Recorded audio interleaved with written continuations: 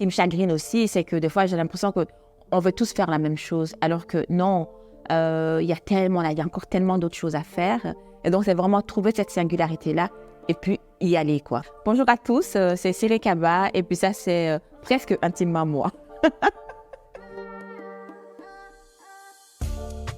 Bonjour Siré, comment vas-tu? Je vais bien, merci. Alors Siré, peux-tu te présenter au public et peux-tu nous raconter d'où tu viens et où tu as grandi? Je m'appelle Siré Kaba, je suis la maman de Fatim et de Philly Diarra. Je suis créatrice et fondatrice du label de vêtements éthiques Eratum Fashion. Je suis née en Guinée et j'y ai grandi jusqu'à mes 6 ans. Et puis mon père est parti travailler comme diplomate en Tanzanie. Donc je suis restée en Tanzanie jusqu'en 90 et puis il est parti au Ghana. Donc j'ai vécu 6 ans au Ghana avant d'arriver en Belgique vers 15-16 ans. Et ta rencontre avec la mode dans tout ça? Alors, ma rencontre avec la mode, mais je pense que ça a toujours été quelque chose qui a toujours été dans ma vie, mais sans nécessairement m'en rendre compte. J'ai toujours adoré le vêtement. Maintenant, ici, ma rencontre avec la mode de façon plus professionnelle, si on peut dire, remonte vraiment à un voyage que j'avais fait au Sénégal. On était partis en vacances avec le papa de mes filles. Et c'est vrai que le retour au Sénégal, pouvoir toucher tous ces tissus dans les marchés et puis aussi ressentir un petit peu une certaine énergie qu'on sent vraiment de façon très très forte en Afrique. Voilà, ça m'a donné matière à cogiter. J'avais envie à nouveau de faire des choses comme quand on vivait là-bas, c'est-à-dire acheter des tissus, aller ailleurs, discuter beaucoup, palabrer pour arriver finalement à se faire des pièces telles qu'on en rêvait. Et donc moi, mon idée quand j'étais partie, j'adore les combinaisons. J'avais envie de me faire une combinaison, voilà, dans un tissu coloré dont on sent vraiment que ça venait d'ailleurs, quoi. Et la dame chez qui on logeait, en fait, m'a parlé de son tailleur. J'étais chez le tailleur, je lui ai dit, voilà, j'ai ramené une combinaison comme ci, comme ça. Et il a pu me faire la combinaison et je me suis dit, waouh. Donc finalement, peut-être qu'il peut me faire aussi un pantalon, peut-être une robe, peut-être un short. Donc voilà, je me suis constitué une petite garde-robe pour mon retour ici en Belgique. Mais pas que, j'avais aussi acheté plein de tissus parce que je trouvais ces tissus vraiment magnifiques, en fait.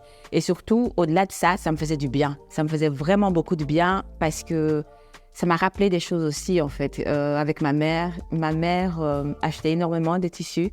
Je suis issue d'une grande famille et elle avait beaucoup de filles. On est assez nombreuses dans ma famille. Et donc, elle disait toujours, voilà, quand vous irez chez vos maris, ce sera ça votre héritage. Chacune ira avec une valise de tissus. Et donc, voilà, j'ai perdu ma mère à 19 ans. Et du coup, c'était encore de pouvoir acheter ces tissus-là. J'avais l'impression de retisser un lien avec ma mère. Donc, voilà, c'est comme ça que j'avais acheté plein de tissus. Puis, en venant de retour ici, j'avais pas d'idée particulière par rapport à ces valises de tissus. Tout ce que je savais, c'est que je voulais acheter ces tissus-là. Et puis, à un moment donné, en fait, ma fille aînée, elle a mentionné une interrogation. Elle s'était posé une question par rapport à la place des personnes noires et métissées dans la société belge. Voilà, elle se rendait bien compte qu'il y avait une forme d'invisibilisation. Et en fait, quand elle a exprimé cette interrogation en voix haute, moi, ça fait un peu comme tilt dans ma tête. Finalement, c'était la petite pièce du puzzle qui manquait, en fait. Donc, je me suis dit, voilà, j'avais acheté tous ces tissus sans vraiment savoir ce que j'allais en faire. Mais elle, avec ce questionnement-là, elle m'aidait à trouver, en fait, une mission que je savais qui était là. Parce que quand elle est née, je me suis posé beaucoup de questions sur la question de l'héritage. Qu'est-ce que j'allais lui transmettre en tant que femme noire d'origine africaine. Et du coup, je me suis dit, oui, c'est ça, en fait. Je vais créer une mode qui me ressemble, qui lui ressemble et utiliser ces tissus-là pour créer une passerelle, quoi. Donc, certes, des tissus, évidemment, qu'on associe tellement fort à l'Afrique, mais je voulais aussi garder un ancrage très fort bruxellois et surtout belge aussi avec la production ici. Donc, voilà. C'est une explication un peu longue, mais c'est comme ça... parce que c'est aussi un cheminement qui est long, parce qu'on ne se lève pas du jour au lendemain comme ça. Donc, il y a tout un processus, il y a tout un cheminement.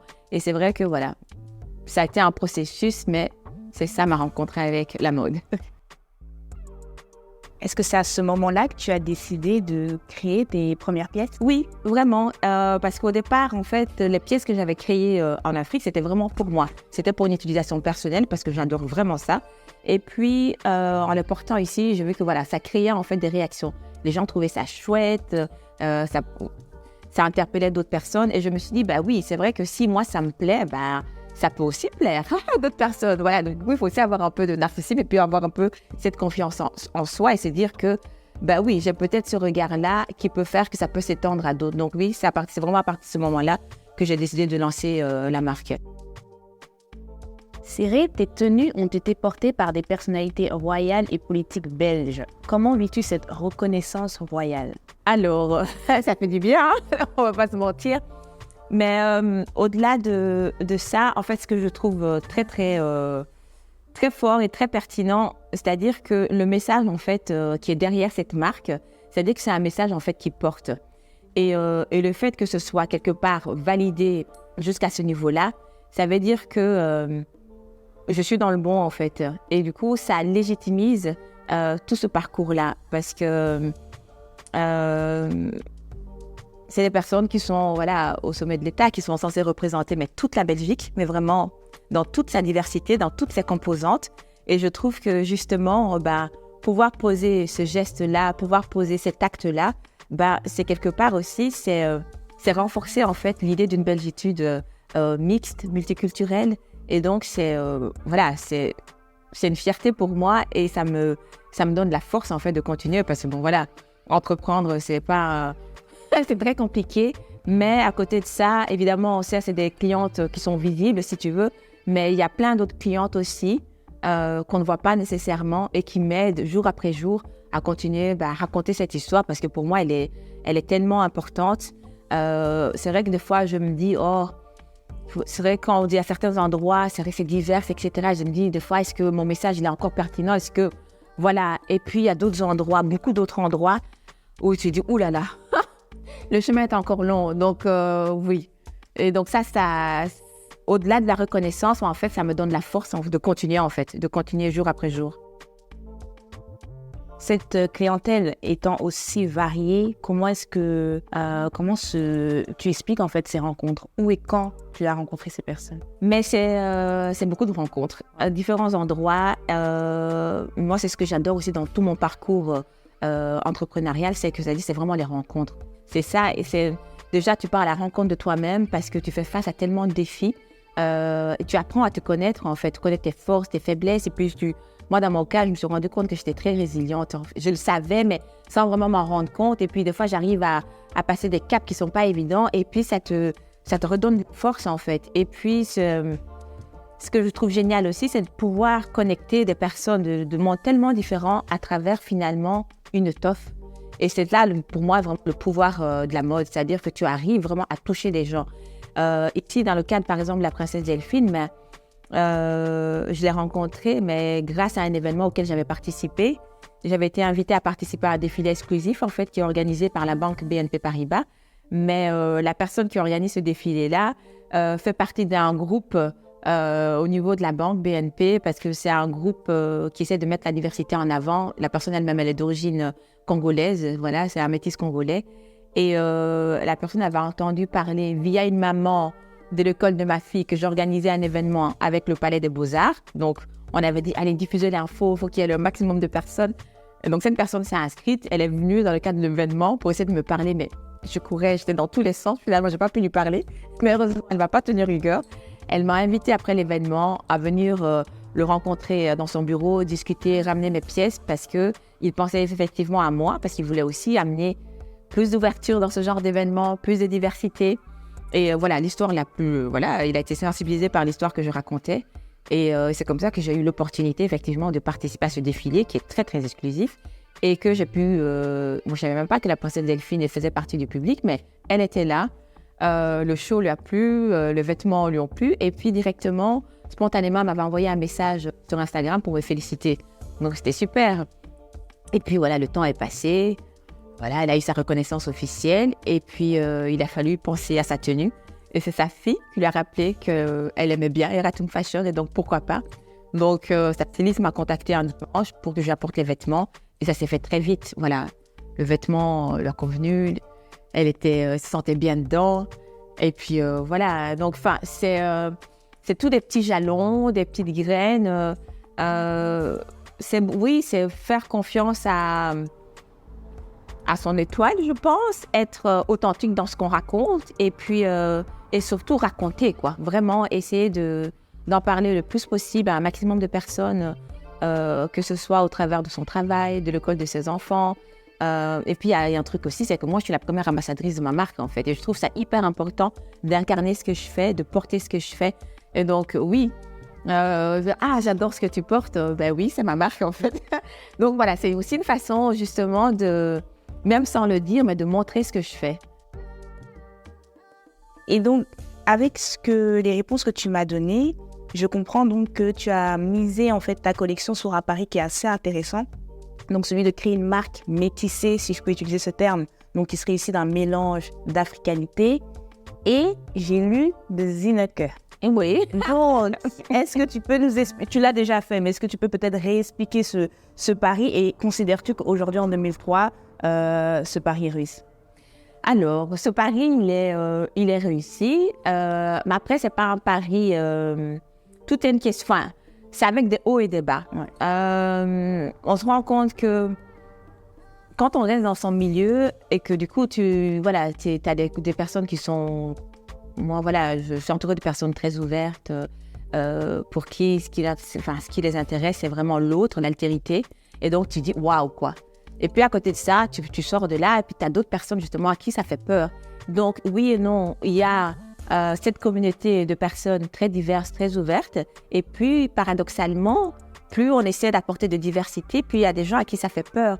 Donc, ce qu'il faut essayer de faire, c'est d'aller peut-être aussi chercher ces autres-là à qui cette diversité fait peur. Parce que c'est pour ça que moi, j'aime bien ce côté Zineke, mais qui est le côté bata, en fait, qui est le côté mix, qui est le côté divers. Et c'est vrai que la diversité, ça peut être quelque chose qui fait peur, ça peut être quelque chose de totalement palisse, brouillon, et qu'on a envie que ce soit lisse, etc. Mais la vie, c'est pas ça, en fait.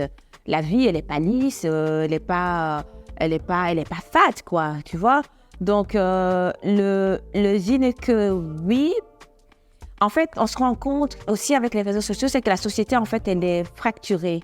Il y a communauté contre communauté et que chacun peut rester un petit peu dans ses idées, dans ce qui lui parle. Mais pour moi, l'idée vraiment, c'est qu'on arrive vraiment à essayer de faire cette espèce de créolisation que parlait Édouard Glissant, c'est-à-dire qu'on vient chacun un peu avec qui on est, mais dans ce qui on est, on essaie de trouver la part de l'autre, la part de l'humanité de l'autre. Et moi, c'est ce que j'essaie de raconter. C'est pourquoi, pour moi, c'est vraiment hyper important d'utiliser en fait des textiles qui ont une empreinte culturelle forte. Mais maintenant, c'est pas parce que c'est à cette empreinte culturelle forte que je veux m'adresser rien qu'à des personnes qui me ressemblent. Pour moi, c'est pas ça mon pari. Mon pari, c'est que, voilà, des gens, mais de tous bords, puissent être sensibilisés, puissent être attirés par ces pièces. Et de là, puissent se dire, ah, c'est intéressant, mais c'est quoi un peu l'histoire? Ah oui, c'est peut-être que, ah, ça ressemble à ça, mais ça évoque aussi une partie, moi, de mon histoire un petit peu, tu vois? Et donc, c'est certes mon identité multiculturelle, mais cette identité multiculturelle doit pouvoir parler à n'importe qui, en fait.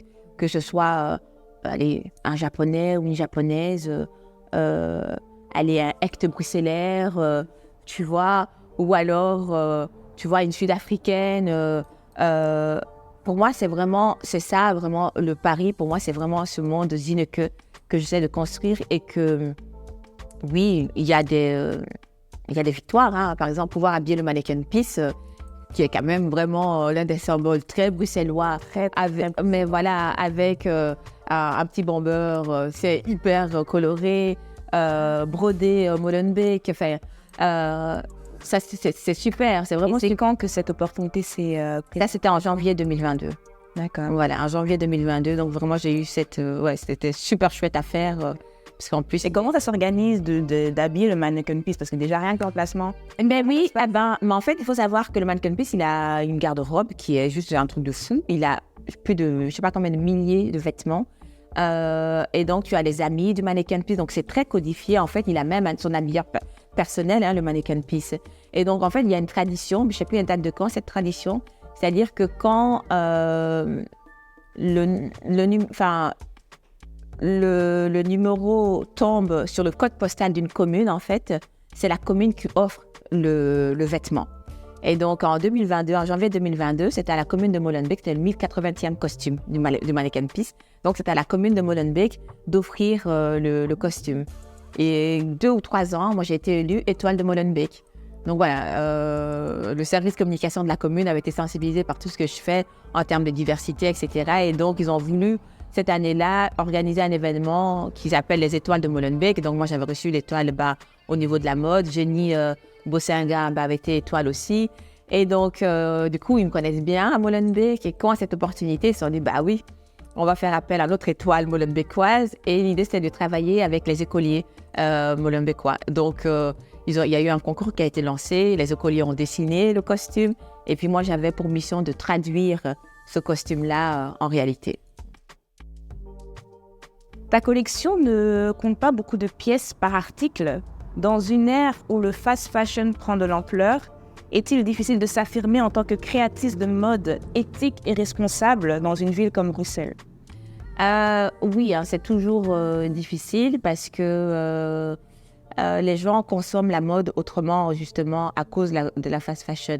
Et donc après, moi, à mon petit niveau, essayer de concurrencer la fast fashion, c'est déjà un combat de perdu. Donc, ce que j'essaie plutôt de capitaliser sur des faiblesses, ce qui peut sembler être des faiblesses, mais que j'essaie de tourner en force, en fait. Du coup, c'est de produire en édition limitée.